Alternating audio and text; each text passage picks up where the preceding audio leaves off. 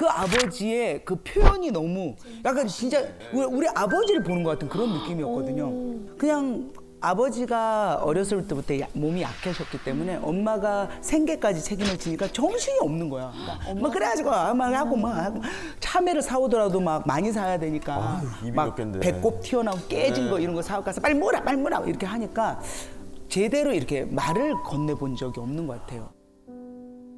내 아버지는 맨날 오히려 말버릇처럼 내가 제일 듣기 싫은 말이 미안하다. 미안하다. 그냥 안녕하세요. 저는 미안하다. 미안하다. 그렇게 막 이거 만지면서 미안하다. 아, 그만하세요. 막 미안한 일을 하지 마시죠. 막 이랬어요. 그렇게 아버지는 항상 미안하다 했어. 기억에 남는 게 명절이 되면 아버지가 항상 퉁수랑 만도린 둥 하는 퉁소랑 만도린 땡다리 땡땡 띠리 이거 너무 잘해. 그리고 막 그림도 달력 같은 거 있잖아요. 달력 뜯은 뒤에다가 호랑이 그림. 그거를 첫째 거, 둘째 거, 셋째 거, 넷째 거에서 고무줄로 묶어서 딱딱딱딱딱 이거 놓는 거야. 집에 갈 때 가져가라고. 그러니까 이걸 몇 날 며칠 준비를 하는 거야. 그리고 이제 딱 가. 그러면 우리가 8명이니까 막 식구들 막 남편하고 하면 다 모이면 33명이거든요. 그때는 이제 제사를 지냈으니까 제사 딱 지내고 앉아가지고 다 모였지. 한 2달 정도 연습했다고 막 들었더라고. 엄마한테 얘기 들었는데 땡데레랭 땡데레랭 떼레레 이게 딱 시작하잖아. 그다음 이제 음악이 흘러야 되잖아. 땡데레 하면 동시에 쳐다보면서 아버지 좀 조용히 하세요. 우리 얘기가 안 들려요.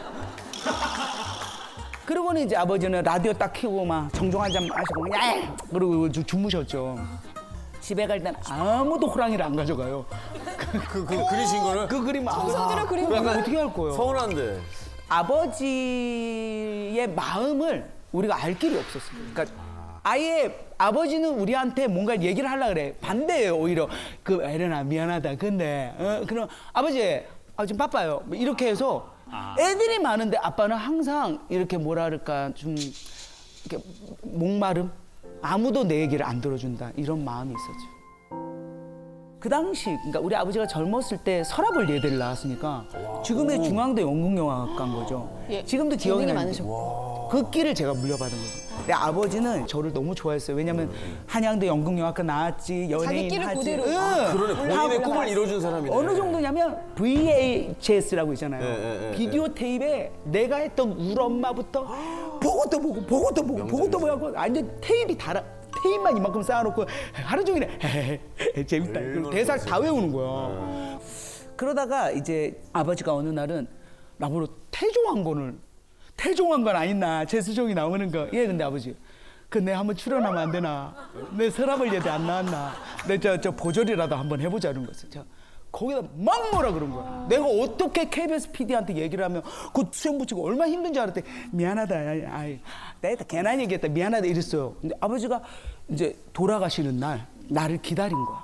그러니까 딸들 다 왔는데도 혜륜이 이런 거예요. 그래서 이제 딱 그때 실눈 이렇게 뜨시더니 이렇게 하시는 거였어요. 제가 왜 아버지 했더니 미안하다 하고 그러고 숨을 멎었어요. 그래서 어떻게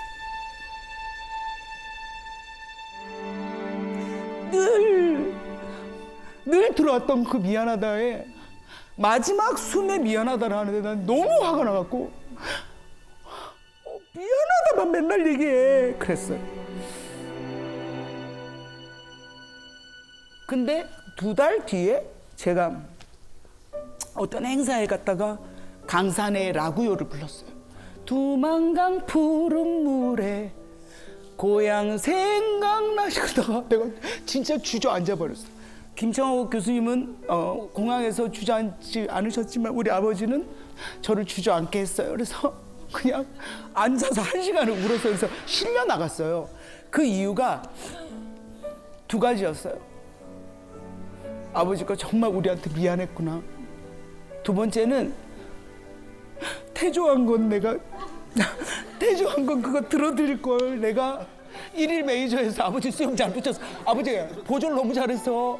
아버지 진짜 너무 잘했어요. 이 이야기를 해드릴 걸. 그 후회를 안겼죠.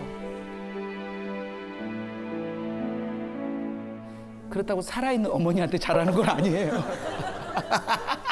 뭔지 알죠? 제가 강의할 때 이런 느낌이군요. 이게 뭔가 웃으려고 그랬는데 갑자기 또 웃음이 이게 지금 상황을 어떻게 해야 될지 그러니까 조혜련 씨 얘기 들으면서 그런 생각이 정말 많이 드는 게 저희 세대의 되게 큰 화두는 자기가 뭘 좋아하는지를 되게 알고 싶어 하고 하고 싶어 하거든요. 난 돈은 많이 안 벌어도 돼. 내가 하고 싶은 거 하고 싶어. 근데 그러는 세상이 조금씩 되어가는데 이제 부모님의 세상은 그걸 선택할 수 있는 세상이 아니잖아요. 그러니까 내가 해야 할 일을 내가 하고 싶지 않을 때에도 20년, 30년, 40년, 50년 해야 하는 거죠. 그게 직장 생활이든 또 가슴 아프지만 때로는 결혼 생활이든 때로는 또 내가 사업, 나 이거 그렇게 안 하고 싶어. 그러는데도 선택의 여지가 없잖아요. 때로는 자식들이 아버지 그거 얼마나 그렇게 열심히 오래 하셨어요. 아버지는 진짜 어쩜 이렇게 만다린에다가 호랑이에다가 또 호랑이가 또 퉁소를 불고 아버지. 맞아. 내가 이거 밖에서 일하는 거 아버지 나 학교 나와서 일하는 거 아니야. 나 어렸을 적부터 아버지 보고 나 이거 하는 거예요. 사실은 그 말들을 들었을 때 이제 부모님이 야, 뭐 내가 뭐 대단한 거 있나? 뭐 우리 딸이 저 잘나서 그런 거지. 그치. 하면서 속으로 그럼요. 엄청 좋은 거잖아요. 그러니까 그때 조금이라도 우리를 가다 놓은 상처의 울타리에서 저희가 조금 이렇게 나오는 느낌이 들더라는 거죠. 저희 엄마는 아버지 얼굴을 못 보고 결혼하셨대요. 근데 아버지가 되게 인물이 좋으셨었어요. 미국 사람 같은 느낌이었어요. 그래서 김장호 선생님이 약간 맞아. 외국인 같잖아요. 저 택시 타면은 한국말 잘한다는 칭찬을 많이 들어요. 그럴 것 같아. 그럴 것 같아. 그럼 저도 감사합니다 이러고 그냥 잘하네, 한국말. 더 말하기 싫으니까. 근데 이제 엄마는 아주 전통적인 몽골리안의 느낌이 있으세요. 그래서 이제 엄마가 저한테 그러는 거예요. 창호가 너 살아봐. 부부라는 것은 얼굴을 먹고 사는 것이 아니여. 사람 안에는 사람이 있어야 돼. 누구의 빈 사람이 아니여? 저 개인적으로 어머니 팬입니다. 이것이 번드르르하다고 그게 사람이 아니라는 거예요. 근데 그 사람 안에 있어야 되는 사람이라는 건 아마 어를 말하는 것 같아요. 그 사람의 성품이 어떠냐, 뭐 인격이 어떠냐. 얼굴이잖아요. 얼굴은 얼이 담긴 꼴이라는 뜻이래요. 즉 혼이 담겨 있는 그릇이라는 뜻이죠. 근데 어머니는 결혼하기 전에는 꼴만 본 거예요. 뭐 돈 얼마 버나, 어느 회사 다니나 이런 것만 본 거예요. 결혼하는 날 엄마는 저희 아버지가 청각장애가 있으시다는 걸 처음 알았대요. 아버지는 어렸을 적에 중이염이 있으셨대요. 그래서 아이들이 이제 대부분 잘생기는 건데. 근데 그때는 뭐 면봉 이런 게 70년 전, 80년 전에 없었으니까 이렇게 나뭇가지에다가 솜을 뭉쳐서 이렇게 해주다가 이게 뭐가 막 이렇게 돼서 이제 문제가 되신 거예요. 그리고는 이제 엄마가랑 결혼하실 땐 이미 안 들리는 채로 결혼하신 거죠. 근데 이제 어떤 문제가 생겼냐. 사실 가족이 가난해서 힘들다고 생각하고 어려움이 와서 힘들다고 생각하지만 사실은 그것 때문에 힘든 게 아니라 그것을 서로 얘기하는 과정에서 소통이 안 될 때 힘든 거거든요. 그러니까 사실은 이것 때문에 힘들다고 느끼는 거예요. 이별을 했는데 얼마나 힘들었어. 엄마, 아빠 얼마나 참았어. 정말 너무 힘들었을 거야. 다 이해해. 그럴 때 그래. 그때 그러면 이제 사람은 내면적으로 엄청나게 깊어지거든요. 근데 그게 안 되니까 돈이 많아도 서로 얘기하다 싸우게 되고 뭐 좀 집안이 괜찮아도 얘기하다 싸우게 되고 그러니까 결국 귀가 안 들리는다는 게 청각 장애를 말하는 게 아니라 소통이 안 된다는 거죠. 이제 문제가 생기는 거예요. 아버지가 이제 귀가 안 들리시니까 당연히 아버지하고의 사이가 대화가 안 되잖아요. 그러니까 소통이라는 단어도 원래 안 써요, 사람들은. 그냥 이렇게 잘 지내는 거예요. 근데 이제 그게 너무 없다 보니까 너무 목마른 거예요. 이거 어떻게 해야 되는 거지? 제가 이제 소통에 대한 강연을 하게 된 건 소통을 공부해서 한 게 아니고요. 불통을 너무 오래 경험한 것 같아요. 지금 여기에 대한민국에 보통 50대 전후의 아버지들이 오셨다면 그 아버지들이 80, 90대인데 그렇게 자상한 아버지가 몇 있습니까? 그래서 저는 아버지랑 자다가 잠꼬대가 심해서 다리를 아버지 배 위에 올렸는데 아버지가 일어나서 뺨을 한 대 탁 때린 적이 있어요. 그러니까 이제 그때는 아버지 딱 이런 뭐 아버지 음식, 아버지 뭐. 그래서 저는 아버지하고 하면 기억나는 게 몇 개 없는데요. 저희 아버지가 이제 노동일 하시면서 노동일 연장 가방을 지고 이렇게 끝날 때 골목, 그때 마을이었으니까 이렇게 들어오면 아빠! 막 이래야 되잖아요. 그럼 저는 얼른 일단 숨어요. 숨고 이제 친구들한테 야, 우리 아빠 가면 얘기해 주라. 혼날까봐. 아니, 그러니까 뭐라고 얘기를 해야 될지 어색한 거예요. 그냥 아빠를 만났는데 안녕하십니까? 안녕하시렵니까? 이거 어떻게 해야 되나? 그러니까 어색한 거예요. 관계 설정이 없으니까 아버지하고 해본 경험과 기억이 없으니까 저분은 그냥 어른인 거예요. 말 안 하시고 무섭고 뭐 잘못하면 딱 혼내고 그러니까 이제 그런 현상이 우리에게 아버지하고의 관계에서 되게 많이 벌어질 수 있고 그래서 아버지하고 사이가 어떻게 좋아졌냐면 어느 날 전화가 온 거예요. 뭐 여보세요? 그랬더니 제주도에 있는 어떤 치과인데 아니 할아버지가 임플란트하고 신경치료 받으러 오셨는데 그 치료비를 막내 아들한테 낼 수 있겠냐고 물어보라고 그래가지고 제가 지금 전화를 하는 거예요. 저는 순간 저희 집이 자식이 6명인데 왜 나에게 아다리가 됐을까라는 생각을 했어요. 왜? 아니 이거 분파일을 해야 되는데 근데 항상 웃긴 게 뭔지 아세요? 꼭 돈을 내는 자식이 보통 돈을 내요. 맞아. 자, 그러면 저는 그때 뭘 느꼈냐면 왜 나한테 이걸 다 말하시지? 나 아빠랑 이렇게 친하지는 않는데? 좀 약간 이런 마음이었어요. 그래서 낼 거예요? 안 낼 거예요? 그러더라고요. 예, 내겠습니다. 근데 얼마 나왔나요? 했더니 아버지가 임플란트를 수입 재료로 하시고 싶어 하신대요. 그리고 또 신경치료 그거는 금으로 하시고 싶으시다고. 제가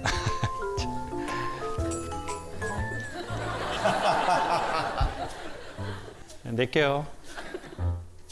계좌번호 주세요. 근데요 할아버지가 전화 받고 달래요.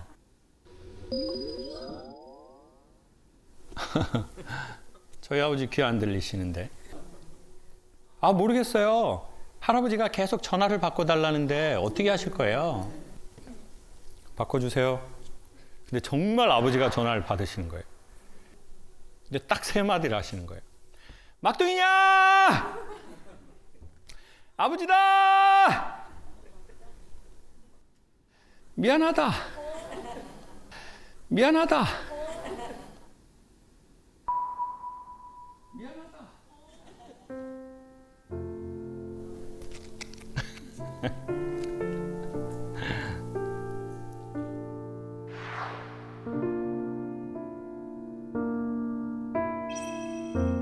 자식들 중에 그런 사람이 있지 않습니까? 우리 엄마나 우리 아버지는 언젠간 우리한테 미안하다고 말해야 돼. 엄마한테 해야 되고 우리한테 해야 돼. 근데 그걸 어떻게 직접 말을 못 하잖아요. 그냥 자기 속으로 10년, 20년, 30년 생각하는 거예요. 근데 그 아버지가 진짜로 막상 미안하다고 딱 하는데 아 너무 기분 좋아. 드디어 하셨네. 이런 생각이 드는 게 아니고요. 이거 엄청 속상한 거예요.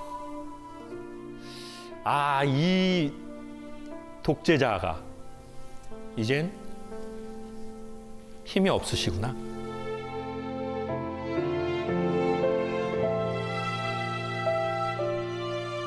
이 돈 얼마로 막내한테 전화해서 미안하다고 하는데 소리가 밖으로 안 나가고 미안하다. 이 소리가 딱 들어가는데 이게 얼마나 미안했으면 귀가 안 들리는데 그 소리가 들어갈까? 아버지, 미안하다고 하지 마세요. 힘들게 노동일 하셔서 키웠으니까 돈 내라고 하세요. 라고 하려고 했는데 이미 전화를 끊어버렸더라고요. 그냥 안 들리시니까 본인 말만 하고. 그래가지고 제가 이제 그날부로 아버지 모르게 아버지하고 사이가 좋아진 거예요. 아버지 모르게. All the times that I've cried, keeping all the things I knew inside. It's hard, but it's harder to ignore. 왜 귀가 안 들리는지 병원에 가서 한번 알고 싶더라고요. 검사를 했는데 인공와우라는 걸 하면 소리를 다시 들으실 수 있대요. 그래가지고 아버지 그럼 제가 할게요. 아버지는 너무 하고 싶어 하시는 거예요.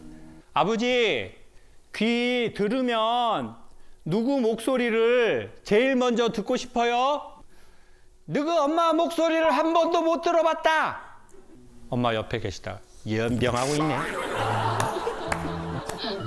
그렇게 말을 많이 했는데.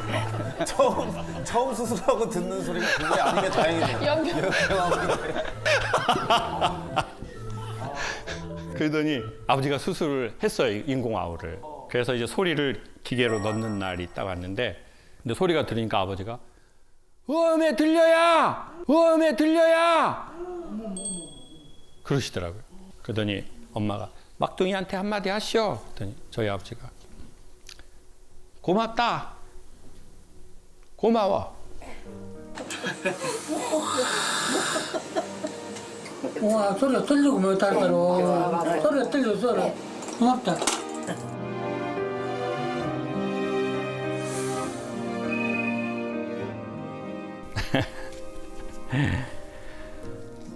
그 아버지가 돌아가셨네요. 아들의 강연을 한 번 정도 들으셨으면 좋았을 텐데 아버지가 노동일 해서 아들은 성악을 했고 아들의 목소리를 아들의 노래를 아버지는 한 번도 못 듣고 돌아가셨네요. 근데 이게 과거로 끝나면 좋은데 희한하게요. 아버지가 돌아가셨는데도 그 문제가 살아서 우리의 삶에 영향을 주는 경우가 있어요. 그리고 우리는 부모님에게 독립을 했잖아요, 대부분. 근데 놀랍게도 독립은 했는데 해방을 못하는 경우가 있어요. 독립과 해방은 다르거든요. 자, 독립한 건 아버지 집에서 내가 나온 거잖아요. 이건 독립이에요. 근데 해방은 뭐예요? 과거의 상처나 모든 걸로부터 나와서 나의 그 과거의 영향을 별로 받지 않는 거예요. 그게 바로 해방인데 우리는 환경적으로 독립만 해버린 거예요. 그게 어떻게 돼요?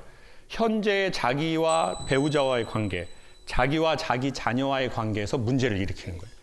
저는 그게 어떻게 되냐면 엄마 사랑은 제가 많이 받았는데 아버지하고 이걸 모르니까 딸한테는 이게 잘 가는데 쌍둥이 아들들에게는 그게 안 가는 거예요. 그리고 이제 좀 엄하게 되는 거죠. 이게 아들한테는 안 가는 게 인위적으로 안 가는 게 아니에요. 그러니까 여기 계신 아버지들 보면요. 그런 사람이 있어요. 내가 얘한테 잘 안 하려고 일부러 그러는 거 아니에요. 나 그냥 하는 거예요. 그냥 가는 거예요. 받은 대로.